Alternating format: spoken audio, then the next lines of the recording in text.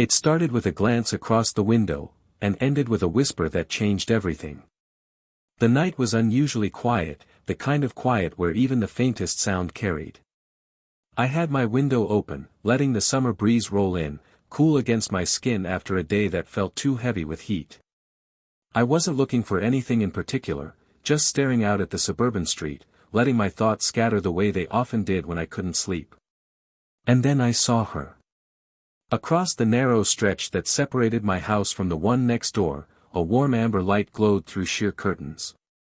My neighbor's mother stood by her window, adjusting the fabric with slow, graceful movements. She couldn't have known anyone was watching, yet the way she moved carried a kind of poise that drew the eye. Her hair was loose, falling around her shoulders as if the day had finally allowed her to exhale.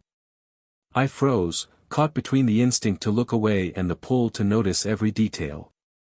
She wasn't like the girls my age, she didn't need to be. There was something steadier in her presence, something I couldn't name but felt down to my chest. When she lifted her hand to tuck the curtain aside, her eyes swept across the night, and found mine. For a moment that stretched far longer than it should have, we simply looked at each other. No words, no movement, just the quiet exchange of two people caught in a space they hadn't expected to share.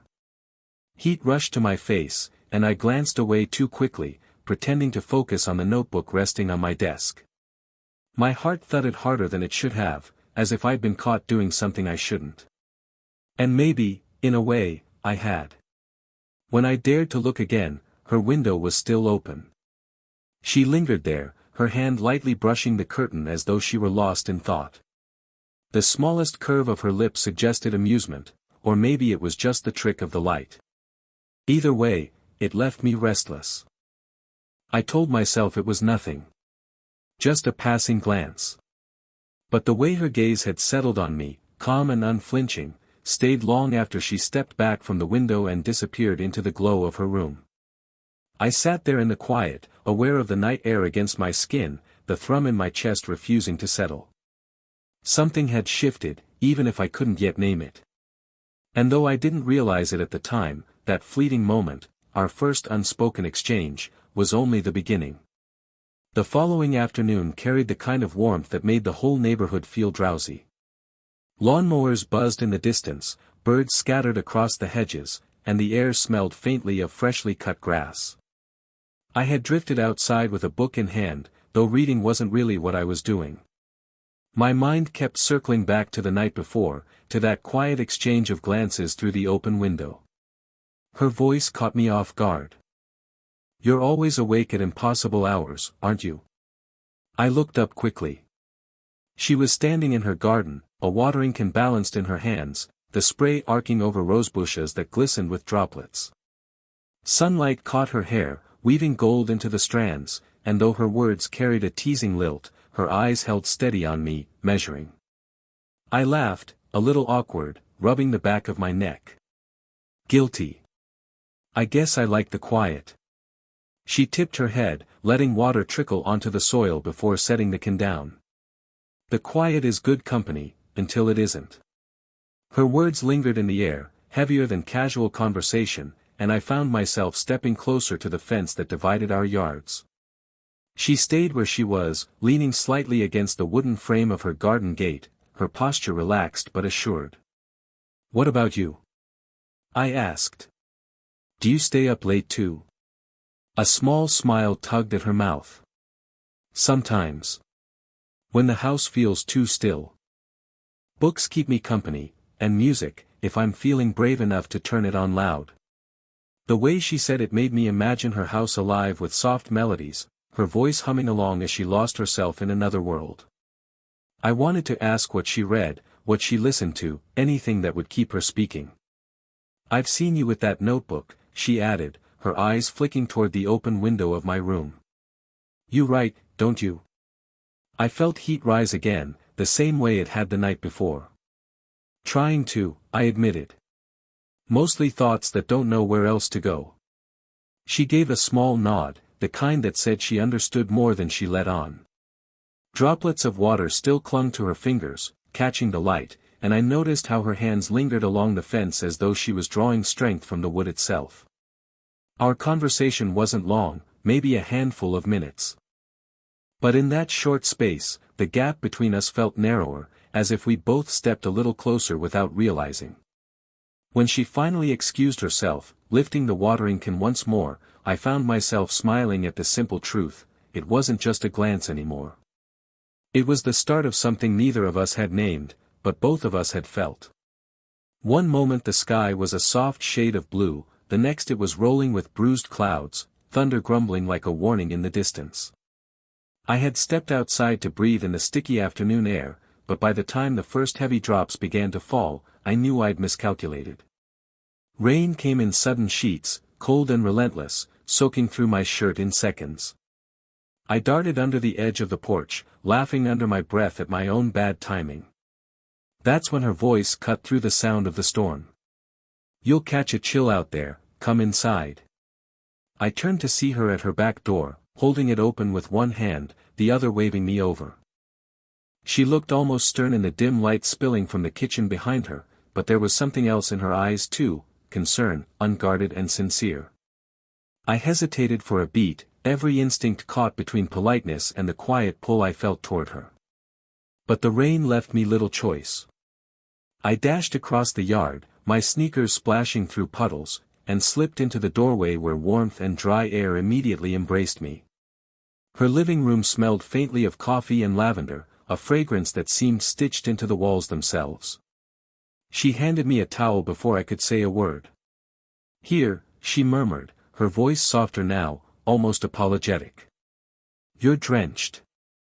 I took it, rubbing at my hair, but she stepped closer, her fingers brushing through damp strands at the back of my head.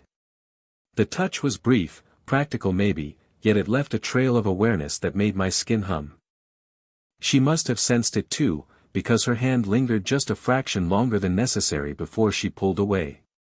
"Sit," she said gently, nodding toward the couch. I obeyed, still dripping slightly, my heart pounding in a way the storm outside couldn't explain.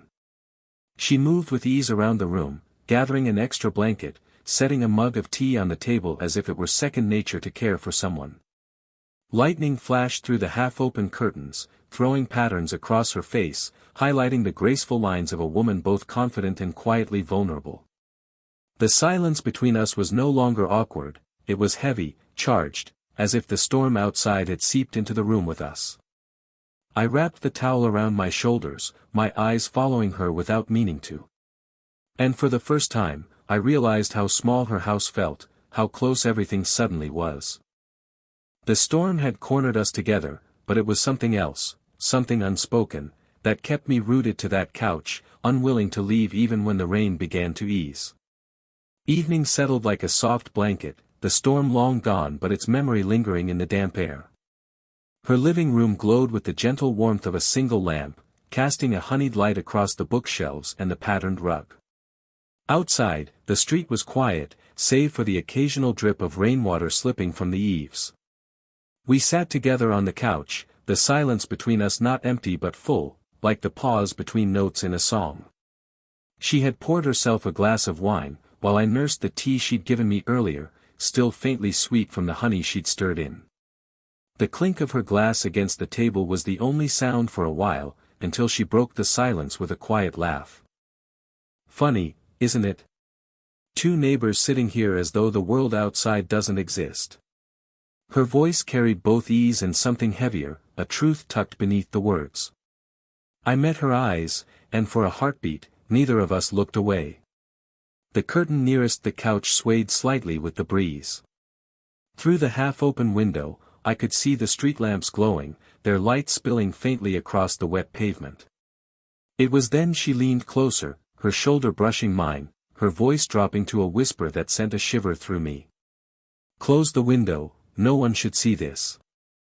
The words trembled with more than caution, they carried weight, an acknowledgement of something forming between us that neither of us had dared to name aloud. I rose slowly, my hand brushing against hers as I passed. The contact was fleeting, but it lingered in my skin as I reached for the curtain. With a soft pull, I drew it across, shutting out the glow of the street, shutting out the world. The lamplight held us in a cocoon of amber, intimate and unobserved. When I turned back, she was watching me. Not with the detached poise I had noticed before, but with something warmer, more fragile, an unguarded softness that made my chest tighten. "You're too young to understand the kind of whispers people like to spread," she said gently, though her eyes never left mine. "Maybe," I admitted. "But I understand this, whatever this is." Her lips parted slightly, a breath caught between disbelief and longing. She didn't answer, not right away. Instead, she patted the cushion beside her. When I sat down again, closer this time, the silence was thick with what remained unsaid. The window was closed, the curtains drawn, yet I felt exposed in a way that was strangely liberating. As if, in that whisper, she had given me permission to step into the space we both had been circling around. With the curtains drawn, the outside world vanished. The room felt smaller, quieter, as though we had built a fragile sanctuary that only the two of us could step into. The lamp glowed low, throwing soft shadows across her face, the kind that softened her features while still revealing the weight she carried. She leaned back against the couch, exhaling a breath she must have been holding for years. "Sometimes," she murmured, her gaze drifting toward the floor, "I feel invisible in my own life. People look right through me, as if I've already lived all the parts worth noticing." Her voice trembled at the edges, though she held herself with the same quiet dignity I had seen from the start. It wasn't self-pity, it was honesty, bare and unguarded. I swallowed, unsure if I should speak, but the silence begged for truth. "I know what you mean," I admitted softly. "People don't take me seriously, because of my age. They see what they want, not who I am. It's like I'm stuck in the waiting room of life, never quite enough to be let in." Her eyes lifted to mine then, and for a moment, I thought the whole world might collapse under the weight of that look. We weren't just neighbors anymore. We were two people who had admitted the same ache, the fear of being unseen, misunderstood, misplaced. I shifted closer, careful, slow. My hand brushed against hers where it rested on the couch cushion. At first, it was accidental, the barest touch of skin to skin. But then neither of us moved away. Instead, her fingers shifted, deliberate, until they lay lightly over mine. The warmth of her hand was steady, grounding. My pulse surged, not because the touch was bold, but because it was simple, human, real. "You're not invisible," I said, my voice lower than I expected. "Not to me." Her lips parted, trembling with a response that never came. Instead, she let her thumb trace the edge of my hand, slow and tender. The gesture was small, almost imperceptible, yet it carried 1,000 unspoken words. The shadows wrapped around us, as though even the room wanted to keep our secret. And for the first time, I felt the weight of something more than curiosity or fleeting attraction. It was connection, undeniable, delicate, and dangerous all at once. I held her gaze, letting the silence deepen, knowing neither of us needed to fill it. Some truths didn't require words. The room was still, the kind of stillness that made every sound, every breath, every heartbeat, feel impossibly loud. Her hand rested against mine, warm and steady, and though it was such a simple connection, it felt as though the ground beneath me had shifted. She tilted her head, her eyes searching mine with a quiet intensity, as if she was measuring how far she could let herself go. Then, almost absent-mindedly, she lifted her other hand to tuck a strand of damp hair that had fallen across my forehead. Her fingers grazed my skin, brushing lightly along my temple, then pausing against my cheek. It should have been nothing. Just a caring gesture. But the way she lingered, soft, deliberate, made it something else entirely. My breath caught, my chest tightening with the weight of unspoken things. Her fingertips traced down just far enough to rest at the edge of my jaw. "You're different," she whispered, almost to herself. "Not like the others." I swallowed, my throat suddenly dry. "Different how?" Her lips curved faintly, though her eyes remained serious. "You notice things. You listen. Most people don't." The words settled between us, heavier than the silence that followed. She didn't pull her hand away, and I didn't move from where I sat, afraid the moment would break if I shifted even an inch. Slowly, carefully, I raised my hand until it covered hers, pressing her palm more firmly against my face. The gesture was instinctive, but it carried all the gratitude, all the longing I couldn't shape into words.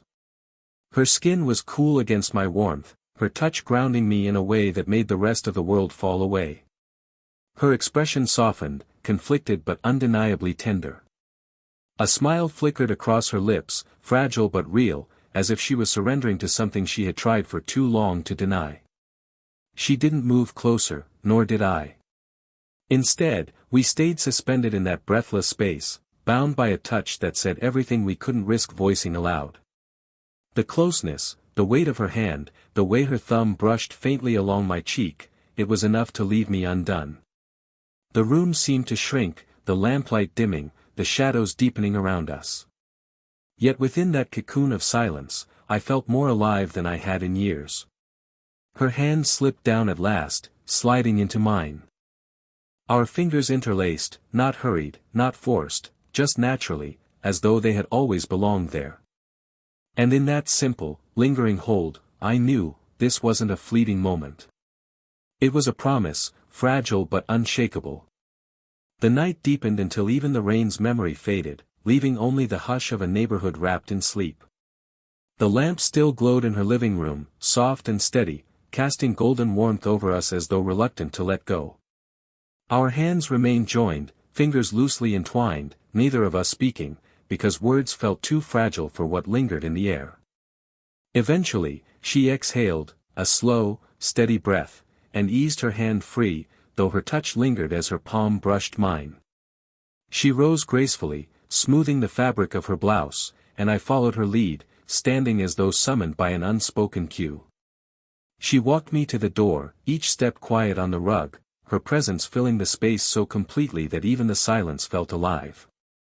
The cool night air met us when she opened the door, carrying the scent of damp earth and summer leaves. For a moment, neither of us moved. I stood in the doorway, one foot inside, one out, caught between the safety of her home and the uncertain distance waiting beyond it. She turned toward me, her eyes reflecting both resolve and something softer, something only meant for me. Her hand lifted slowly, fingers resting lightly against my chest. The touch was delicate, but it rooted me to the floor, made me feel as though she could hear the restless thud of my heart beneath her palm. Her gaze held mine, steady and searching, the weight of everything unspoken filling the narrow space between us. Some things, she whispered, her voice low, almost trembling, are better kept just between us. The words were not dismissal. They were promise and protection, both. A secret we had woven together in the quiet folds of the night. I nodded, though my throat tightened. I understand. She smiled then, small, wistful, but real. It carried the warmth of gratitude and the ache of restraint, all at once. Her hand slipped away slowly, leaving the memory of her touch burning against my skin. The street outside was still, the pavement glistening faintly under the lamplight.